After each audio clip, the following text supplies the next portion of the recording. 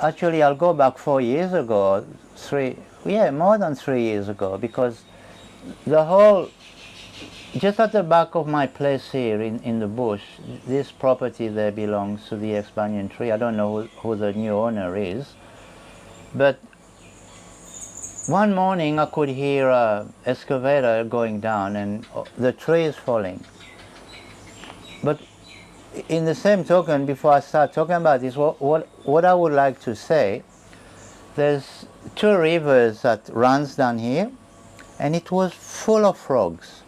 And I used to love sitting here because you could know when it was going to rain, and this is something the Aboriginal people has always taught me. Sit down and observe, because you observe the weather, you will observe nature, you will observe wildlife, you know when things are happening.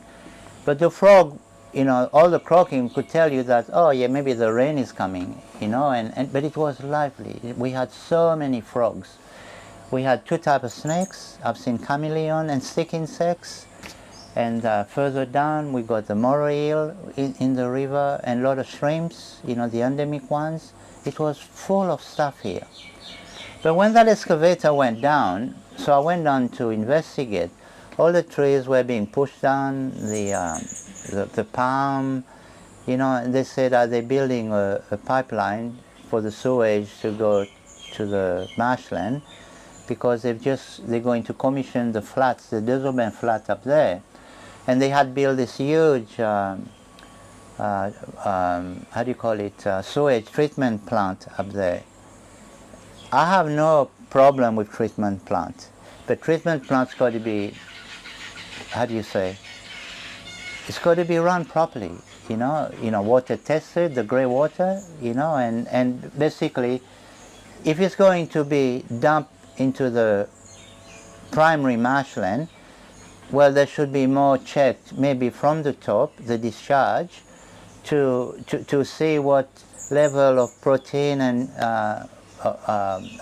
nitrogen in there, that it doesn't escalate other algae bloom or duckweeds and whatever, So I took a petition, and I think there was a lawyer that helped me to put a court case, and I was dealing with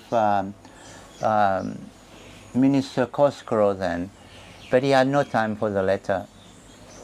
Eventually, it was like beating your head against the wall, and like everything else, they burn you out and you give up. It's like, the shrink, they put you in a shrink suit and basically but that was the last regime.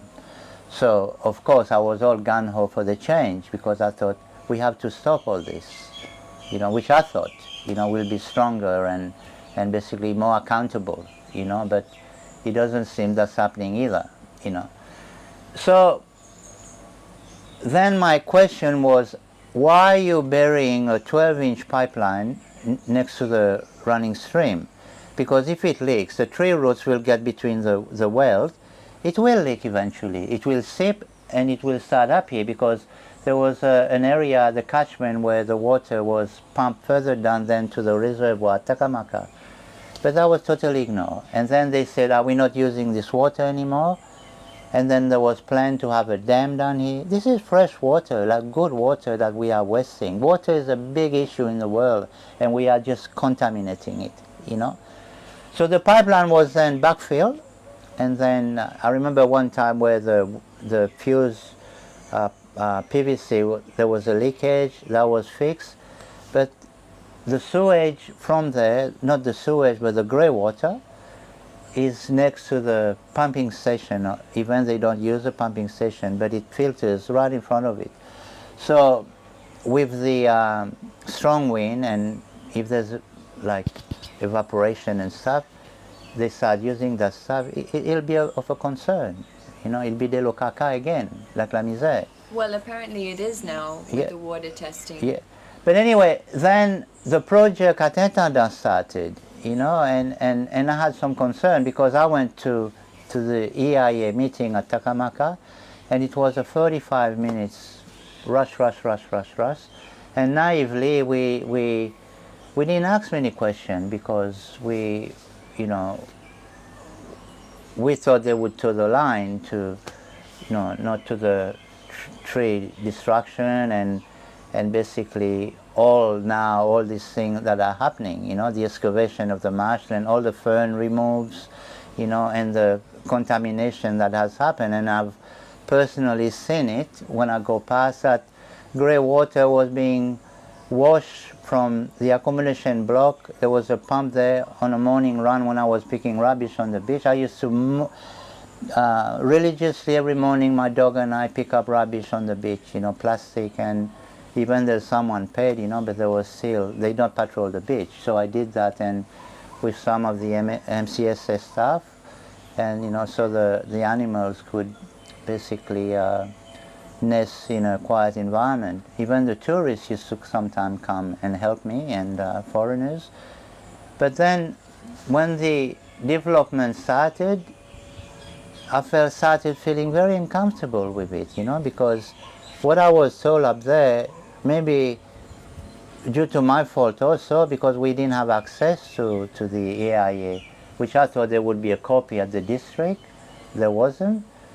There was one available because I asked the DA, she said she didn't have one, so where would I get one? At the Ministry of Environment? And I didn't know, but then I could see all basically the damage that was happening, and also now when it's finished. And don't get me wrong, I'm not against the hotel because the banyan tree was there before, but the banyan tree seems to have more respect for the environment, and maybe they also started the dumping of the sewage, because I asked myself, where did the sewage go? So it's obviously that everything went to the Lamar, but before there was all the fern that would circulate, all the affluent, we had more rain, when they build the road is higher. That was one of the luxury they were going to give access to the beach. But then even the survey assures me that the culvert level is same level as the drainage to go to the left-hand side, the one that gets discharged into the sea. But obviously that's not happening because it's been a carpet for nearly over 15 months now. It's just, I call it, but it's duckweed, which now has all washed in the ocean. How are we protecting our ocean? And we're dumping all that caca and sewage. This in turn, that level of affluent and the algae bloom will probably play a big impact on the coral reef in the far corner of the beach there, People walking in it, and children swimming. I saw children swimming in that marshland. There was a sign erected last week, no swimming, because I complained. Did you see a sign yesterday? A very small a little sign. There should be a big sign, laminated, not an A4 paper in the rain. And they also mention nothing about the fact that it's contaminated. No, what is this, and Department of Environment, wake up to yourself, and this is, and I noticed yesterday people were actually playing in even they had break the levee for the water to run into the ocean. People were walking, what if you got a cut? We're talking about hepatitis and mosquito breeding area, it's a health issue. And you used to swim in that marsh. We all learn to sail. Ask any person at Takamaka from Etandasco. We all learn to swim there. This is my sadness, man, that I won't ever be able to swim the Lama again. It was river gravel, it was beautiful. We fished for Makambale, Lapia.